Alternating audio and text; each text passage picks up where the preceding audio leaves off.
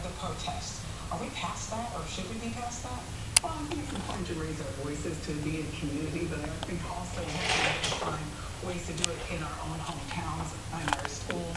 I mean, this fight happens in all kinds of ways, so I think we have to take responsibility for it. A lot of times, again, we abdicate responsibility to others, and I think that if we're going to have the kind of society that all of us want, we have to take more on our backs as individuals and really be inclusive and really care about what's going on poverty in general in America. It's not just about African Americans, although I completely agree with you that we are a harbinger of things that happen there, things that are going to come, but we also have to look at what's going on in the society as a whole, and really take responsibility for that. How much is class a greater issue than race as we have these discussions? That's a continuing, roiling debate.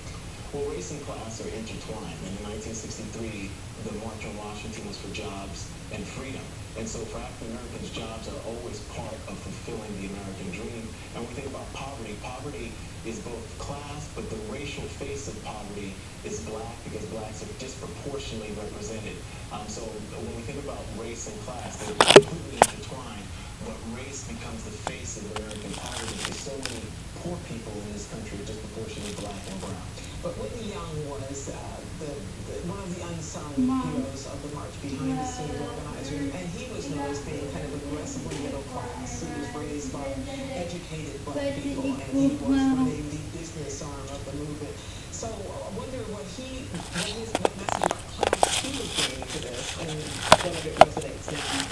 Well, I think at the time, of course, Whitney Young was always about really being able to open up the borders for everybody, and his father was an educator for sure. And it was about being able to take that and open up a path for other people. So it wasn't about, I got mine, and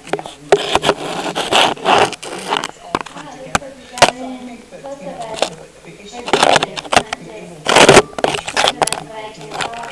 diversity, and also being able to be concerned about poverty, because, as a social worker, as your point, who's concerned about these issues, that everybody be able to have the safety net, to be able to have food on the table, and where the income disparity is tremendous. We're one of the countries that have a great Do you see discussion about this beginning, ending, or stalled?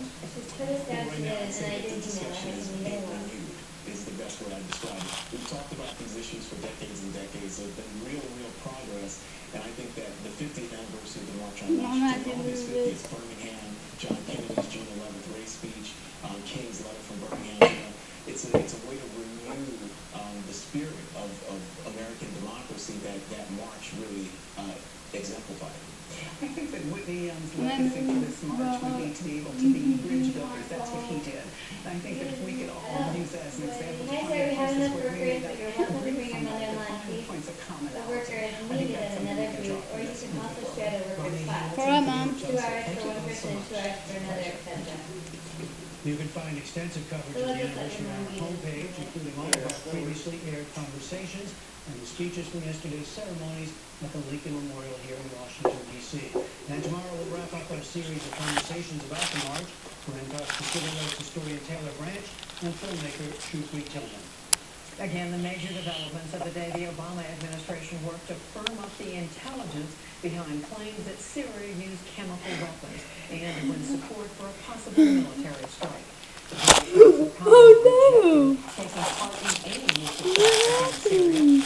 The U.S. Justice It's Department announced it will not invincible. Washington State from permitting recreational use of marijuana.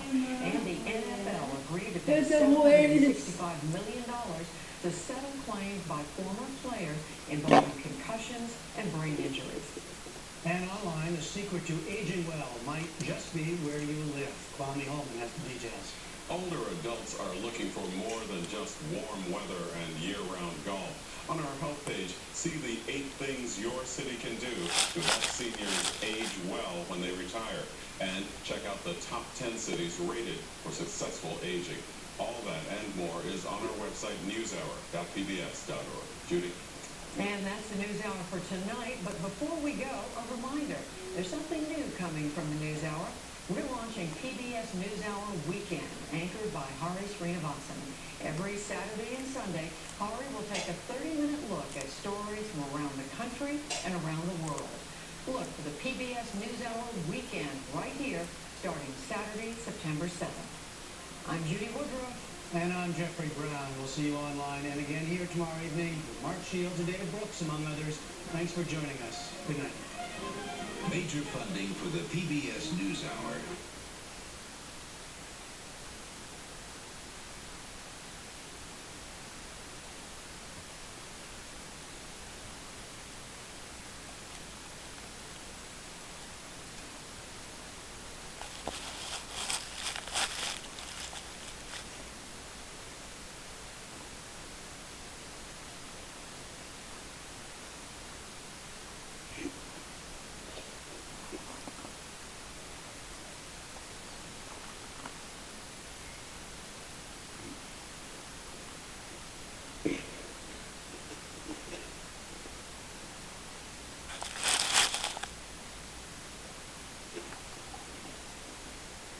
That was like knockdown between where I was.